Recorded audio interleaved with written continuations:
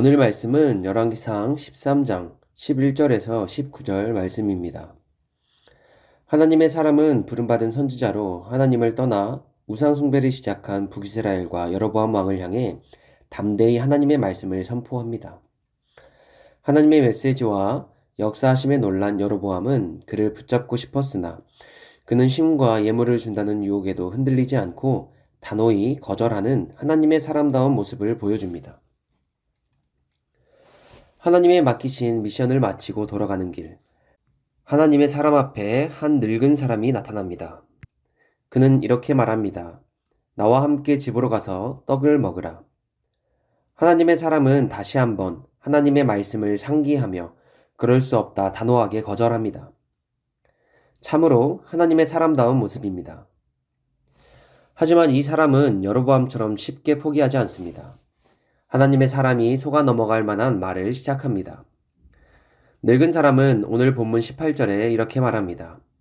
나도 그대와 같은 선지자라. 천사가 여호와의 말씀으로 내게 이르기를 그를 내 집으로 데리고 돌아가서 그에게 떡을 먹이고 물을 마시게 하라 하였느니라. 북이스라엘의 거짓 선지자가 하나님의 선지자를 자처합니다. 하나님의 이름을 팔고 천사가 나에게 이렇게 말하였다 거짓을 말합니다. 이에 하나님의 사람은 속임에 넘어가게 되고 하나님이 주신 말씀과 반대로 그와 함께 북이스라엘로 돌아가 그의 집에서 떡을 먹으며 물을 마시게 됩니다.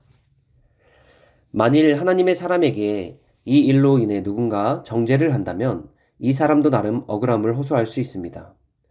두 번이나 유혹을 이겼으나 마지막 유혹은 너무 어려운 건 아니었습니까?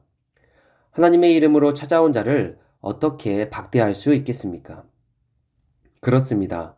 만일 우리에게도 이와 같이 반복되고 교묘한 속임이 함께 찾아온다면 속임에 넘어갈 수 있습니다.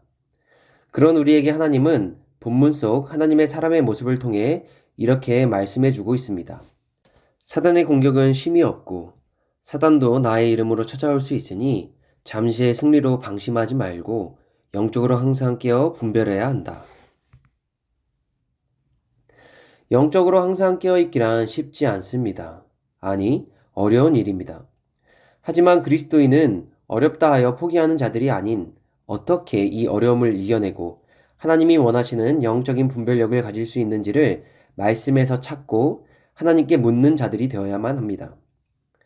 본문 속 하나님의 사람에게 단 한 가지 아쉬움이 있다면 그것은 거짓 선지자의 말에 하나님께 묻지 않고 반응했다는 것입니다. 오늘 말씀을 듣는 모두는 매일의 삶 속에서 찾아오는 사단의 교묘한 속임, 유혹을 하나님의 말씀과 하나님께 묻는 기도로 분별하며 이겨내기를 바랍니다.